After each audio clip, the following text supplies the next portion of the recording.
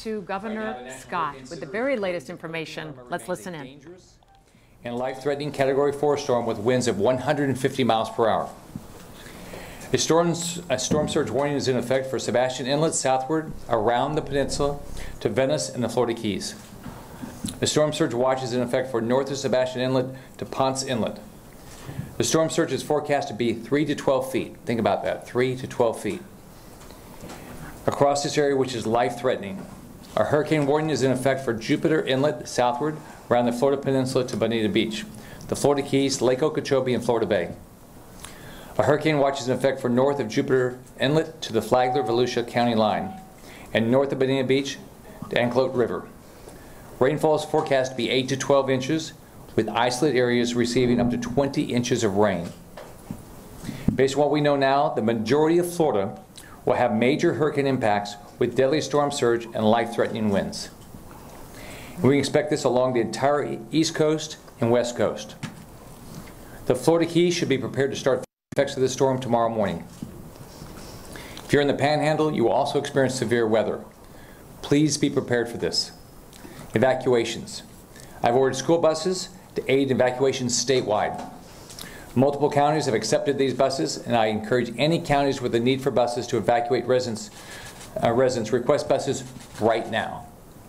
Our traffic and roadways experts report that the Keys are heavily evacuated.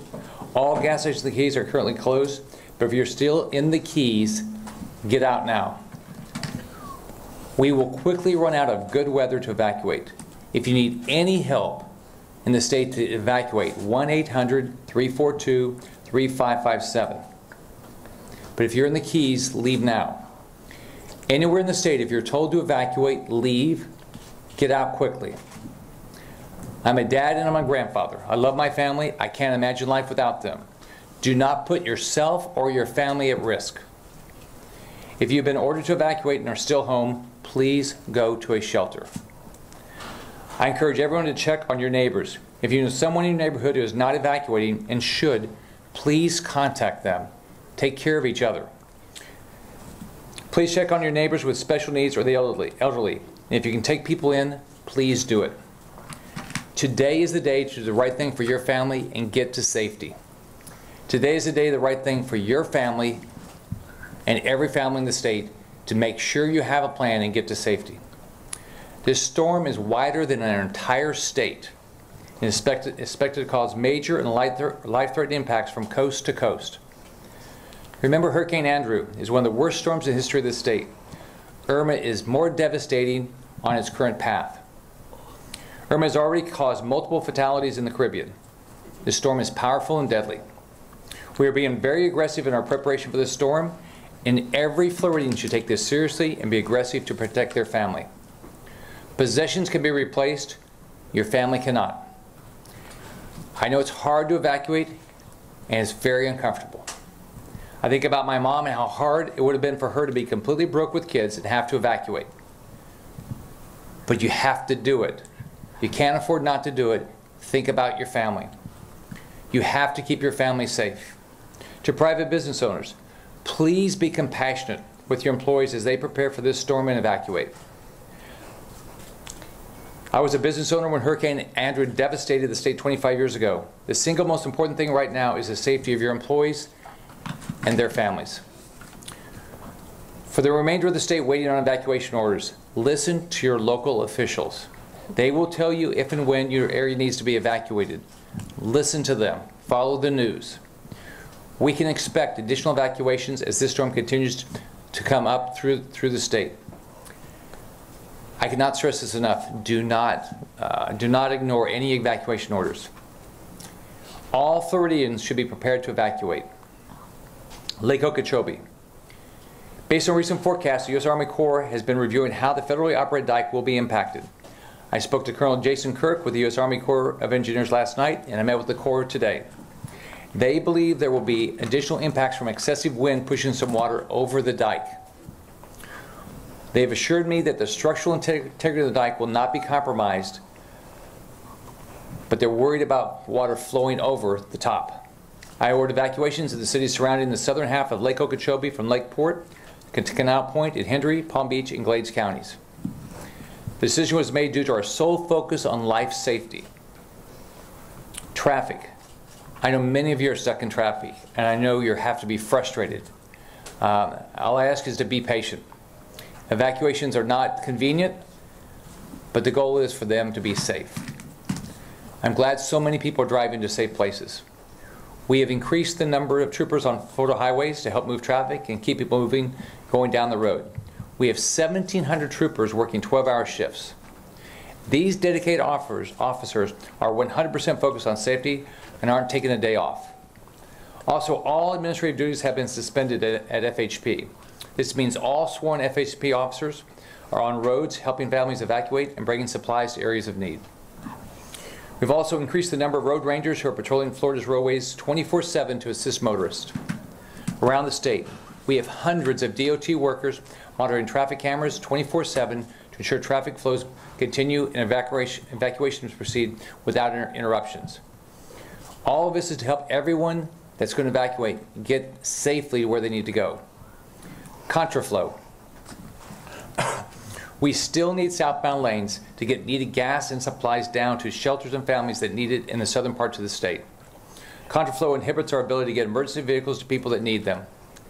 Right now, to ease congestion, we have activated the use of shoulders on I-75 on Wildwood to the Georgia line.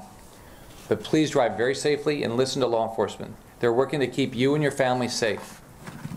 Real-time traffic information and evacuation routes are available at fl511.com. We're seeing bottlenecks at major highway junctions, which brings up an important point. If you do not need to evacuate out of the state or hundreds of miles away to stay safe, there's a lot, you don't always have to do that. There is going to be shelters all around the state. It's our ability to get emergency vehicles to people that need them. Right now, to ease congestion, we have activated the use of shoulders on I-75 on Wildwood to the Georgia line. But please drive very safely and listen to law enforcement. They're working to keep you and your family safe. Real-time traffic information and evacuation routes are available at fl511.com.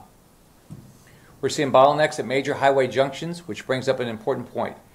If you do not need to evacuate out of the state or hundreds of miles away to stay safe, there's a lot, you don't always have to do that. There is going to be shelters all around the state. So if you don't need to be on the road, get off and go to a shelter.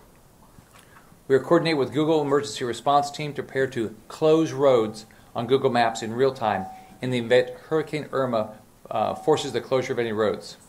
In my direction, all tolls on all the roads in the state have been waived. Visit Florida's Welcome Centers have transitioned to emergency information centers to help direct evacuees with the most up-to-date information. Visit Florida's Welcome Center staff and are all Red Cross certified and stand ready to assist as needed. If you are concerned that you don't have a way to evacuate due to traffic, please call the emergency hotline 1-800-342-3557.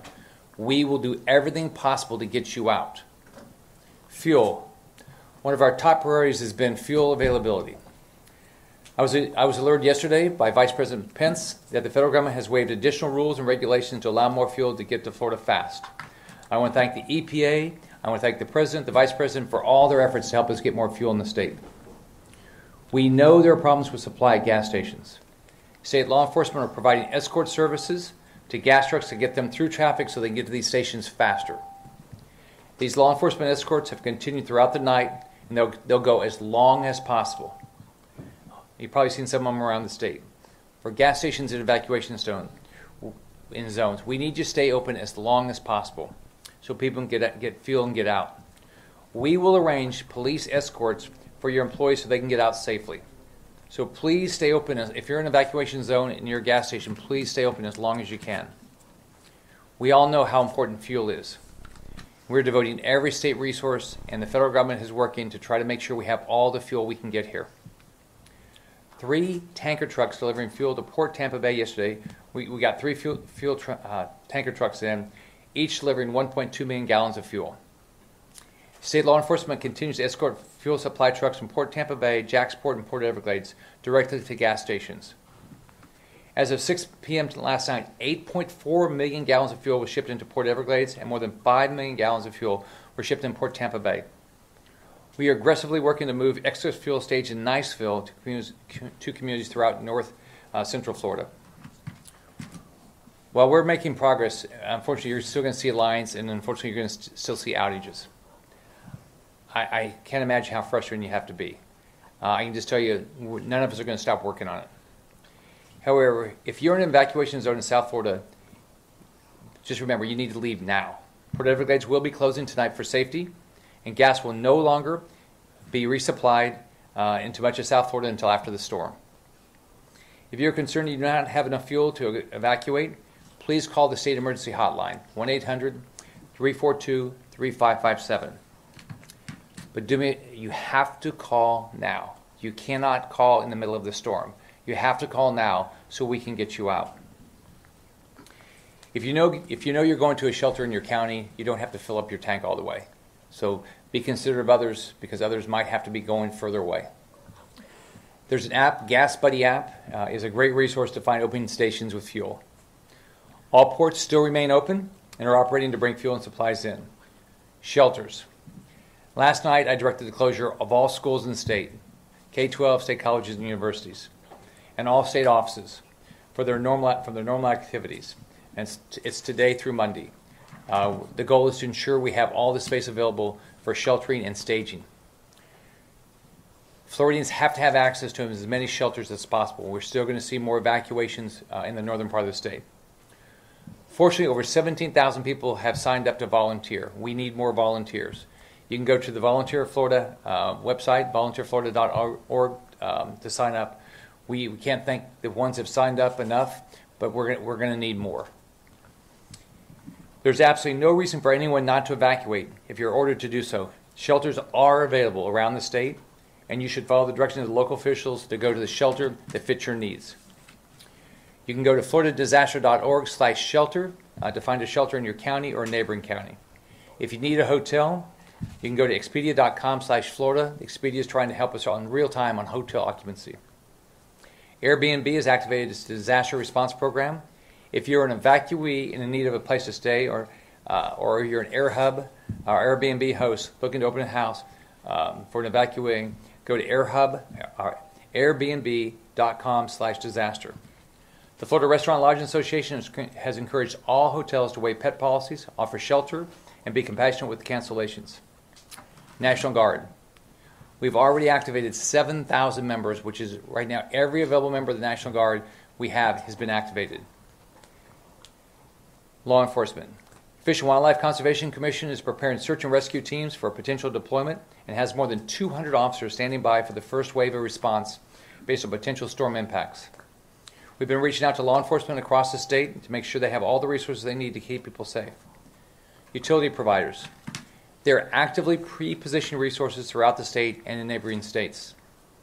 We all know how important both fuel is and how important power is going to be.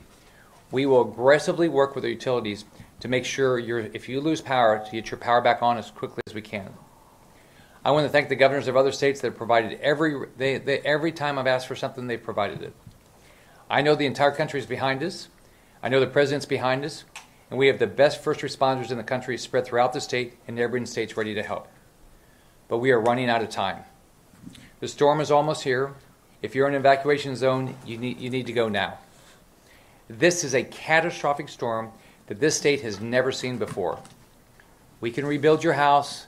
You can get your possessions again. We cannot rebuild your life, and we cannot rebuild your family. Protecting life is our absolute top priority. There will be no resource or expense spared to protect a family. Florida is tough. Florida is resilient. Florida is unbreakable. We all have to stay together and help each other. Florida is an amazing melting pot of loving people, and I'm proud to be governor of this great state. Este huracán es muy peligroso. Si vida es lo más importante. Cada familia debe de tener un plan. Governor Rick Scott bringing us the very latest from Tampa right now, really emphasizing that if you don't need to hit the road to go a long distance, do not. And he is focusing on shelters, of course, and fuel.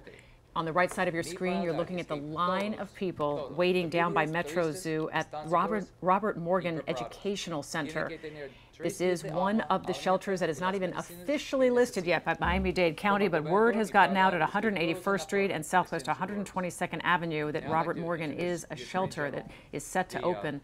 and people are waiting by the hundreds. And Carlos Jimenez has emphasized that do not show up at a shelter that has not officially opened yet. So be careful about doing this. But this only speaks to the need of people who would like to go into a shelter, and also the fact that so many are taking the storm seriously and would like to get to a shelter, although it should be a place of last resort. Let's listen in. Pam Bondi now speaking out of Tampa. The White House has been amazingly responsive, and I'd like to thank them as well. We've received over 6,500 complaints of price gouging. Right now we're at the rate of over 100 per hour. These are very important for you to report. 1-866-9-NO-SCAM, or even better, if you have access to internet, myfloridalegal.com. Go on there, take a picture, send that with your complaint. What I'm asking you to do now is to prioritize. The most important ones for us right now are the life-saving ones. Save the bad ones that have made you mad. Send them to me after the hurricane, and I'll go after them. Don't worry about that. But right now, what I need you to do are the complaints about the hotels are reaching up almost to 200 right now. Restaurant and Lodging Association, Carol Dover, they've been amazing, but we have some hotels out there that are gouging. My people are out in the field right now. The Sheriff's Office is going to be assisting us. Thank you, Colonel Cronister and Sheriff G, for that. But prioritize, please. Send me the complaints on hotels and on fuel. What I need on fuel, I need you to take a picture of how much they're selling it for and give me the location of the fuel station, and we will get there.